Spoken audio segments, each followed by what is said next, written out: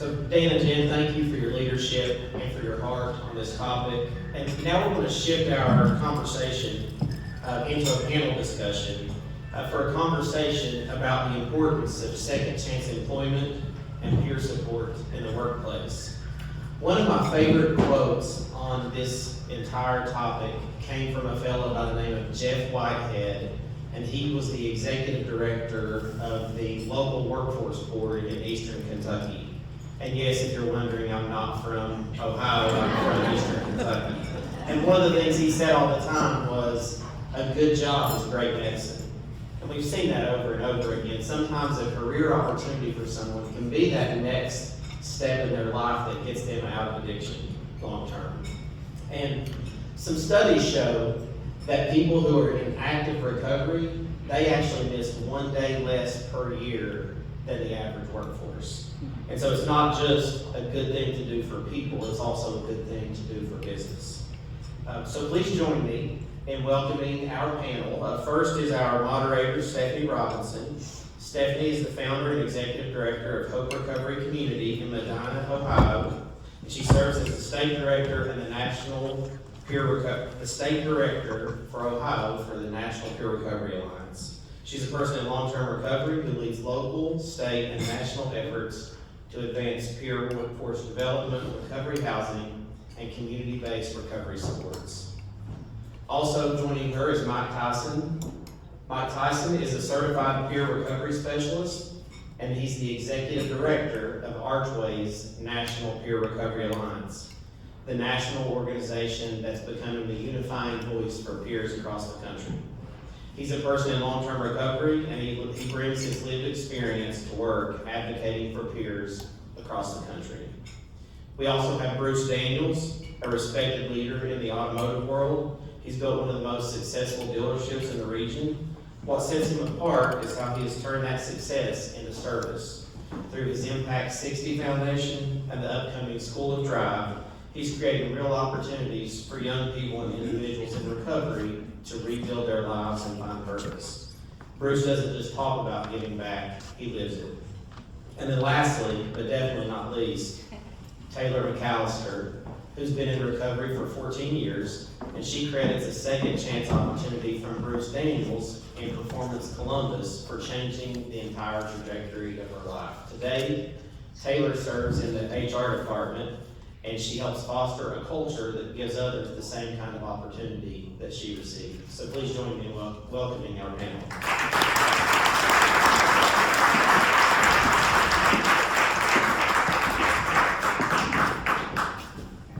Thank you, Matt. Thank you so much for being here. My name is Stefanie Robinson. I am the founding executive director of Hope Recovery Community, and I'm a person in long-term recovery. For me, that means I have used drugs, alcohol, or engaged in eating disorder behaviors for over 17 years.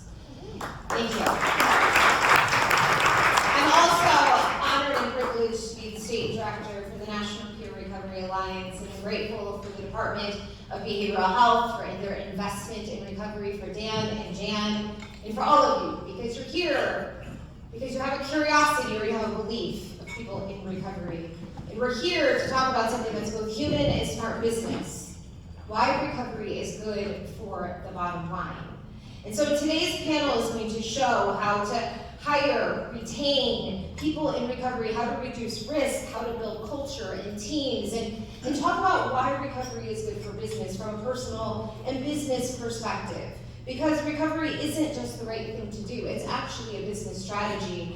And I like Dan's strategy, right? And so, first off, let's just get right to the panel. We're gonna have, I know Matt did a brief introduction, but if each of the panel members, starting with Mike Tyson, not the Mike Tyson, but this Mike Tyson, we just do a brief introduction of yourselves and then we'll get into the questions.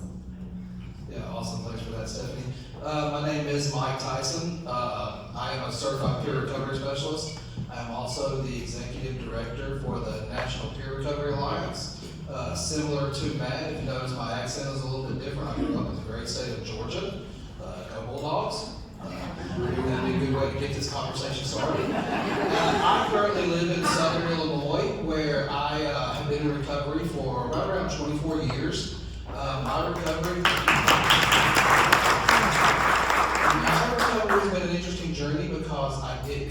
business sector or corporate sector.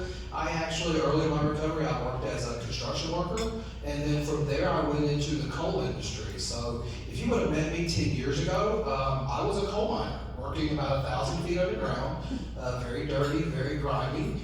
And then a few years ago, about 8 years ago, I felt very led. I had a very spiritual experience and felt led to go back to school. I realized that I was probably going to have to work till I was about 85 years old. Didn't want to do that in the coal industry. It's very tough on the back. So I decided to go into the profession of drug counseling because of my past experiences. Along the way, what I ended up doing was starting my own not-for-profit. I began a recovery community organization back in 2020 where we attempted to address not only substance use but chronic homelessness in Southern Illinois. And when I began that organization, I asked a lot of people, why we were having the challenges that we were in our communities. And a lot of the answers I got back was that there was nobody there to do the work. So what I did was I went out and found people like myself who were in recovery, and we began to empower them to do the work that other people were not there to do. Along the way, we ended up discovering the amazing power of professionalization with people in recovery, and discovered that when you see that glimmer of light come on in somebody's eyes, when they realize that they're no longer relegated to low-wage earning jobs, it's a very powerful moment in somebody's life. People in recovery have an extreme amount of gratitude and just show up in a different way than most people. And so glad to be here, glad to talk about this important topic and share space with such great amazing people. Thanks, Mike. Bruce? Hi, I'm Bruce Daniels. I'm with the Performance Columbus family of dealerships and a handful of other things. They keep me busy. I actually have been in the automobile business since I was 18 years of age. I had a job at Kentucky Fried Chicken and one as a parts driver in a car dealership, so I've been doing the car thing all my life. I'm from Cincinnati. I actually came to Columbus in 2005 when I was honored by American Honda Motor Company to give us give myself the Marysville point in Marysville, which was a huge big deal for me. It was my first chance to get into ownership of an automobile business, and the rest has been pretty fun as far as that goes. Today, how I kind of stumbled in a really good way into today was in 2010. I met this young lady, Taylor, and a number of others, completely, I won't go into the story, but I met them at the Church of Nazarene about 31 in Marysville. They were having a group meeting. It was called the Circle of Support. And what I was completely blown away that I didn't realize we had a heroin and opioid problem in 2010. I didn't even know this. And I'm usually a little slow to the game too, just to get heads up, right? So you're like, I didn't know that.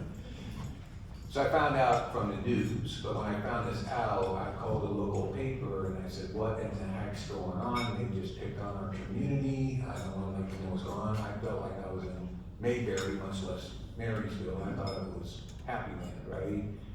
And found out that we had this huge problem, and he told me at that time, he said, Bruce, because it's not just in Union County, it's in Dublin, it's in Powell, it's everywhere.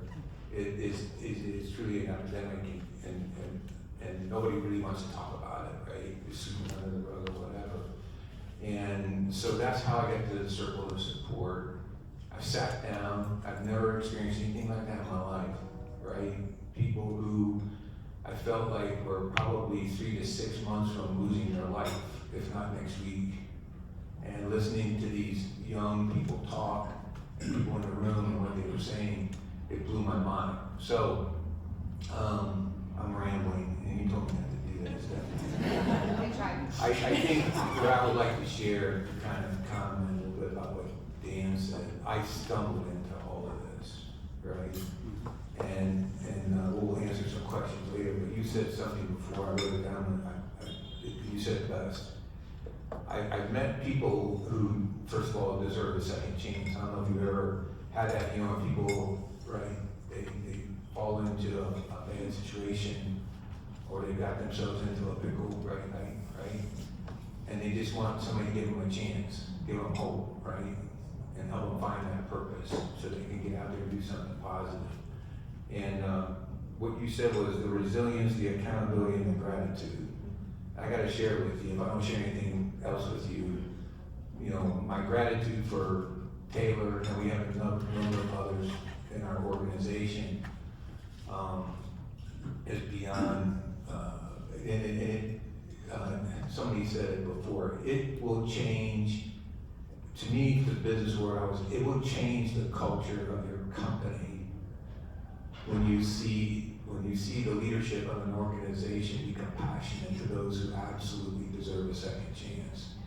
And yes, they, well, I won't pump her up too much, it's your turn, Taylor. So, I couldn't be happier. Thank you, Jennifer, wherever she's here.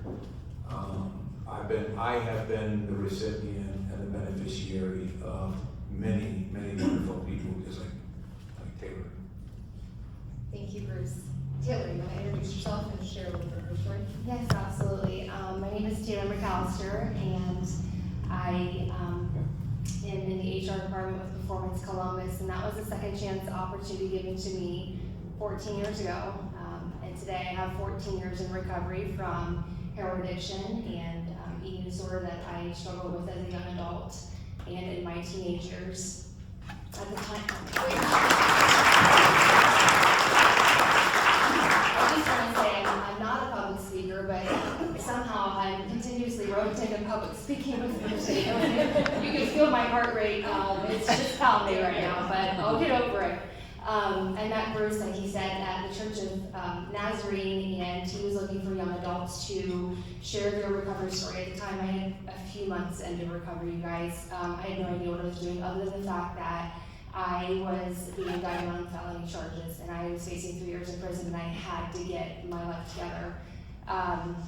So at the time, he was looking for young adults in recovery that was willing to share their story. We went on to film a drunk prevention video and present it to middle schools in Central Ohio. Again, another public speaking role that I absolutely hated going to, but I went just to share my story. And shortly after, he offered all of us a position with his company. At the time, I was 18 years old. I had just graduated high school, and it was my first real job outside of the food industry. I took it, obviously. I knew nothing about cars. I had zero passion for cars, and I still have zero passion for cars and know nothing about cars. With that being said, I've been with the company almost 15 years now, and I've been given so many opportunities that I would have never been given had I not gotten a second chance to begin with. I'm serving in an HR position for all 8 of our dealerships in Performance Columbus, and it's my favorite one thus far with the company. I'm a mom of 3, and I am from Marysville, Ohio. I still live in Marysville, Ohio, and I would not be here today, without a doubt, would not be here today if it wasn't for that second chance opportunity. Like I said, at the time I was facing 3 years, and I was in the process of going to court and figuring out what my life was going to look like. Had I not been given that opportunity, that was such a pivotal moment in my recovery, not only because it gave me an opportunity, but someone who had no idea who I was, giving me the hope and seeing potential in me that I never saw in myself. It gave me value, it gave me worth, it gave me purpose. And we spoke with Stefanie about a week ago, and she said something that stuck with me because it's so true. I work like I used. And I've never heard that before, but I'm like, oh my gosh, it's so true. I'm all or nothing, 0 or 100% with everything that I do, and that's exactly how it was when I was using and in my active addiction. I was on a path to absolutely destroy my life, and when I was given that second chance opportunity, shifted completely, and I work like I used. I give it my all. I'm committed.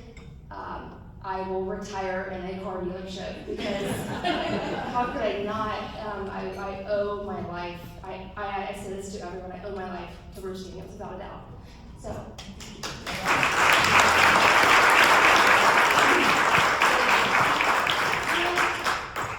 Bruce, why is, you obviously really believe and live second chance employment and hiring people in recovery. So why is that not only good for individuals like Taylor, but also for the bottom line, right? Because we're talking about business, right? And of course it feels good, it sounds good, but Bruce, can you talk about how it's actually good for business?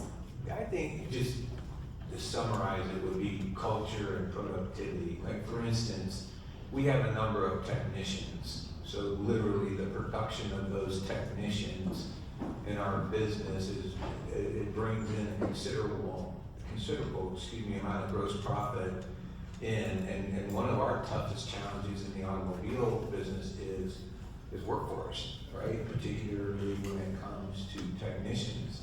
And I really feel like all the Chamber of Commerce I've been involved with over the years and everything else, we got this workforce development issue on this side, right? And then we've got this human capital opportunity over on this other side. And we need to figure out, I feel like, some way with business and education to marry those two together. But just real quick, I didn't know you didn't like cars. You try new things every day. How do you like it? Anyway, one of the things we do today, culturally, that we shifted completely, because we have a number of stores in town now. We have just shy of 800 employees become associates in our company. And one thing that you have to do before you can go to work, so it doesn't matter if you're going to wash cars, work on cars, sell cars, finance cars, advertise, whatever you're going to do, you have to go, you start on a Tuesday. Because Monday is cultural, it's the cultural introduction day, right? So we teach everything about the culture. Well, guess who's the one that conducts this 5-hour class, right? Taylor, right? And the best thing about it is we always tell them we start the day out, well, guess what we do? We sell and we service automobiles. That's how we make money. Technicians make money, right? That's how but that's not the most important thing. The most important thing is who we are. And that's what today's about, to learn about who we are, how we need to treat each other. And I think sometimes it's just a matter of, all of you obviously get this, but just the world having a little bit of compassion, a little bit of understanding for somebody who made a mistake, who wants to try to turn their life around. I mean, we should do that kind of stuff, right? And then we end up being, it was accidental for me, right? Kind of, sort of, when Taylor and everybody was just saying that. Well, I remember our legal counsel. They're like, Bruce, they have 3 felonies. You can't do that. I said, I already did. Why did you do that? I said, because I've hired people that don't have felonies that I wish never got in this company. But I think I got some promise here with these guys, right? And Dan, you're right. I'm going to shut up. If you see like Trevor and John and some of these guys work on it, they are the most loyal, dedicated, committed, thankful, gratitude folks that we have in our organization. And guess who else sees that when you do that for people? The whole company.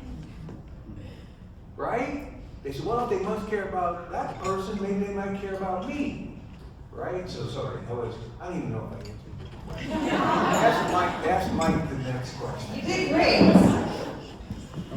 Taylor, can you talk about, I know you shared with us, as a person in recovery, when you get hired in some place, like how that shifts culture for you, and how you've seen that, because you're not the only one. You were just the beginning of this whole thing that Bruce has really just taken in front of us. So can you just talk about how that culture impacts you as a person in recovery and what you've seen with other people in their journeys that might have had detours along the way? Yeah, absolutely. Well, I was first welcomed with open arms, and the folks that were hiring me within the dealership knew my situation.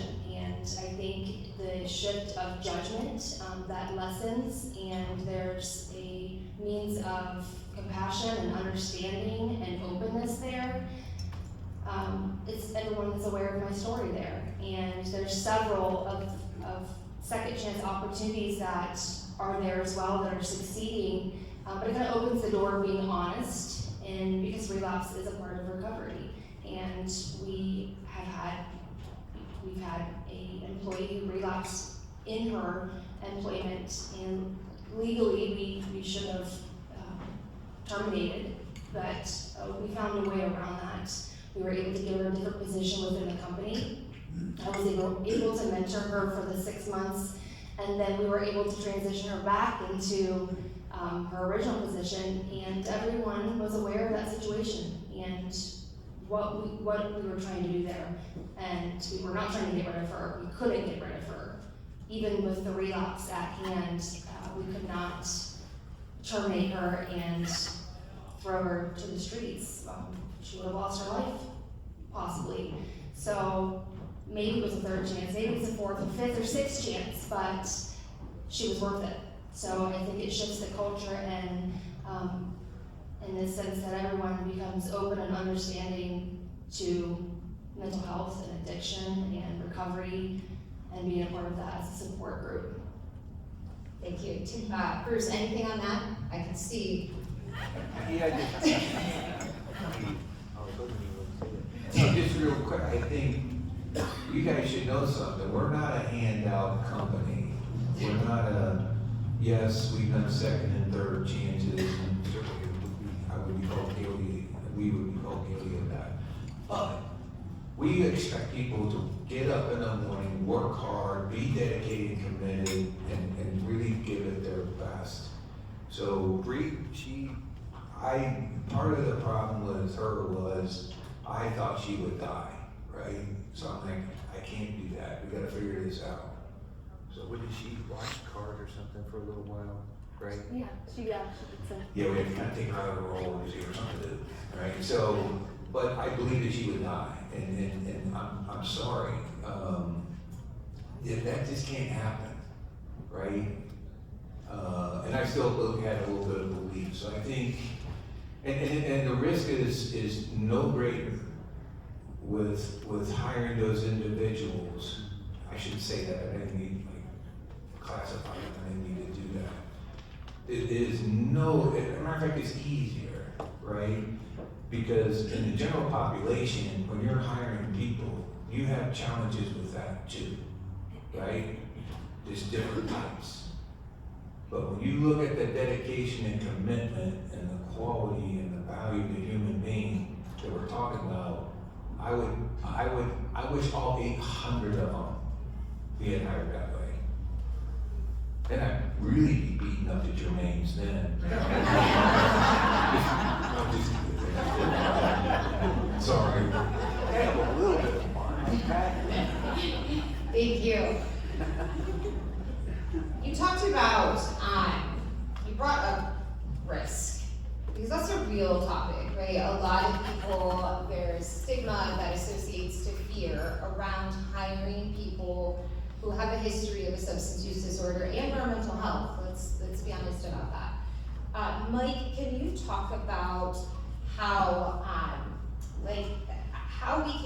employers can address those risks?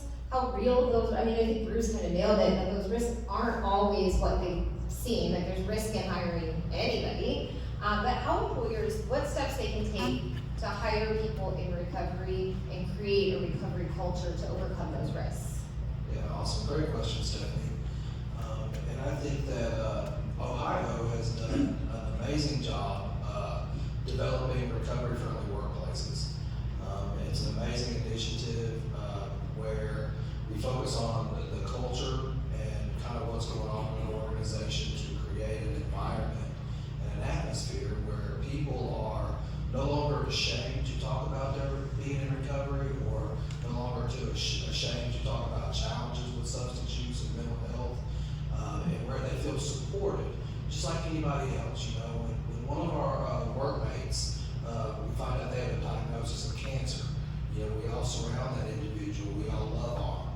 They recover, they get better, they go into remission, and then they have a reoccurrence of cancer. We don't just ostracize that individual. You know, we wrap them in love, we care for them. We have to make sure that they are making it to their treatments Oftentimes, we provide financial support to help individuals make it to their treatments. You know, so creating that type of environment where people who are like me, who have substance use in their past, who have mental health challenges in their past, are not stigmatized and felt like we are less than other people, or that our jobs are always in jeopardy if we simply cough in the wrong direction. I was recently able to do a presentation with a light metal manufacturer in our area. And at this presentation, this plant manager shared with me that he believed that almost 60% of his workforce could not pass a drug screen. And that they were having all of this loss of productivity, all of the negative ramifications that come with a workforce that is heavily dependent upon substance use. So we had a great conversation about how through their employee assistance program, you know, they're able to provide health and wellness resources to their staff. They have a clinic off site where their workforce can come and take advantage of reduced cost services and have access to greater health care. So we talked about how a peer recovery specialist could be embedded within that same employee assistance program. And so now when employees experience perhaps symptoms with their mental health, perhaps they were having challenges with you know, drinking or any other type of substance use that can be commonly found in our social culture, you know, they have somebody that they can go and talk to. Somebody who can share, not from a clinical standpoint, because we all feel a little iffy sometimes going and talking to a therapist, you know, going and talking to a counselor.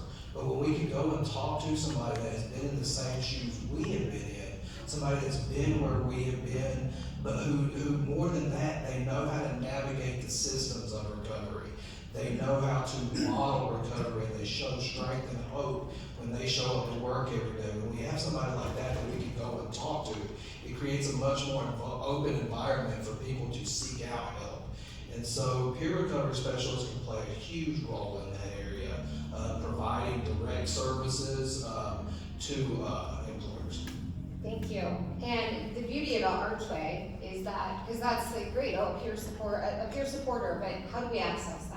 Right? We don't have that in HR. We don't have that expertise, but that's what ARCHway is for. ARCHway is one phone call away from saying, hey, that peer supporter thing you were talking about, we could really use that right now, because that can be a real tool in HR. Up in Medina County, we align peer supporters with our local businesses to try to retain employment and support people who are impacted by substance disorders, because we know it's good for business, and we know it's good for people, and we know that means it's good for community. So ARCHway that's the access point, and they call me all the time, like, hey, can you help us here? Do you know somebody here? How do we connect here? So they are your point of connection to get you connected to peer supporters in your business. So at this time, we have a few minutes left, and so we thought we would open it up for any questions that you have for the panelists. You have all three. Taylor especially is really thrilled about any question you can head her way. But you know, if you're employers, if you have questions, if you have peers, if you have questions, this is a great time. So if anybody wants to ask any questions, are there any questions? Oh, Dan, go ahead. So mine is, Taylor, to my point, how many, do you have people that have already been in the employ that you would not have categorized as second chance that have come and asked you for help or support in their journey that you might have been surprised by? Yes, there are definitely some that we didn't hire on as a second chance opportunity, who opened up about whether they were in recovery or struggling. I think more so than anything, it's families. It's people that are parents or have siblings or have nieces and nephews that I currently work with, and they come to me opening up, you know, my niece is struggling, my daughter, my son, my husband, whatever. I think you see that more than anything, but it's not a surprise to me because it affects way more people than what. And that was my point. A third of the families who are, if they're caregivers, are under deep stress and causing inefficiency in the workplace. Correct. And if you're open and they have somebody to talk to, will show up at the bottom line. Absolutely. Yeah, that's a big thing that we hear in the workplaces. It's not always just an individual that's impacted by a substance use disorder. It's the husband, the wife, the mom, the dad, the sibling, and they're struggling to retain their own employment. And Bruce, have you seen that recovery culture just oozes out everywhere? Yeah, I think it's just culture in general. It makes me think what Taylor just said, and Dan, your question is like, just look at the mental health issues, right? Take the drugs out of it, and just look at the mental health challenges that we all deal with every day, right? Everybody does. If you have a culture, I feel like, of compassion, to say, no, we're not gonna not do our best as far as serving the public and what we do in our business and so on, but also recognizing the fact that everybody in our company has something that's big and heavy to deal with, right? I do, you probably all do too, right? So I think it just, and nothing's perfect, right? But at least you gotta be compassionate to maybe understand what's happening and see if you can do something to make it just a little lighter, right? And if you do, that usually comes back to you anyway. It's kind of like forgiveness, you know, it's kind of weird ones, you know? Like everybody struggles with that one, right? Well, somebody told me once, well, Bruce, forgiveness is giving that to someone else. That's not for you or for them. I'm not asking you to agree with them or condone what they did. The forgiveness is for your heart. It's for your heart to take it off of there, right? I feel like with the mental health, getting off track a little bit, but I think that's our opportunity with whether it's drug addiction, mental health, or whatever. It's just simply a damn misunderstanding, isn't it? Suicide? Teenage, what? I mean, are you kidding me?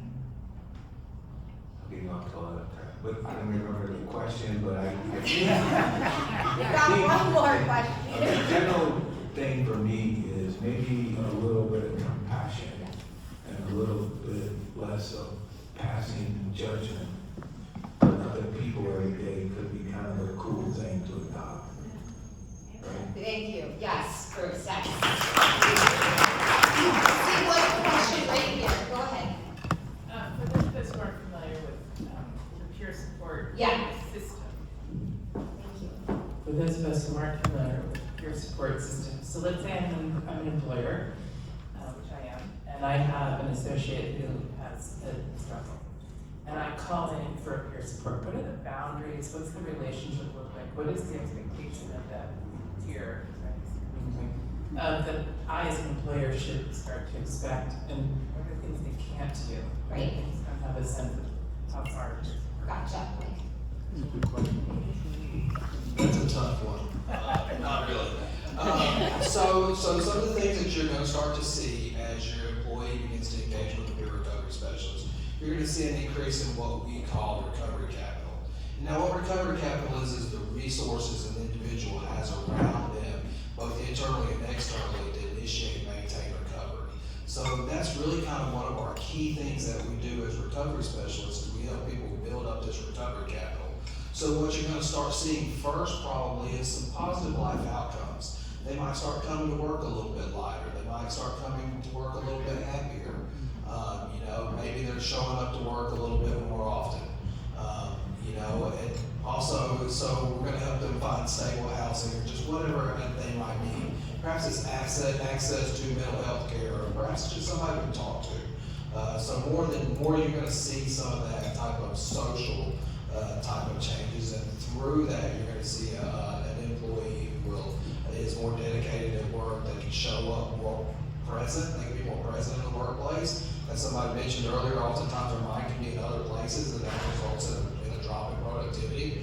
When we can be more focused on our tasks, we can be better employees. But I think more importantly, you find an authentic, open, and honest person. Authenticity is a core value of peer support. So helping people really be open and honest about who they are, you really get to see a different kind of person emerge from that. And there's often, I'll add too, with what we do, we have MOUs with HR departments and businesses, so it's really outlined what the expectation looks like. Because the peer is not there also to tell you everything. There has to be trust built between the peer and the employee, and the peer and the HR. So oftentimes there's boundaries that are really outlined of, so that person feels safe with the person they're working with. So a lot of times there's expectations outlined as well. That was a great question. If you have any other questions, you can feel free to send them to ARCHway, and we will get those answered for you. But I just wanted to give one last round of applause for all the panelists. And I love people in recovery, and I have to say, I want just one more round of applause for Bruce Daniels, who you can tell is committed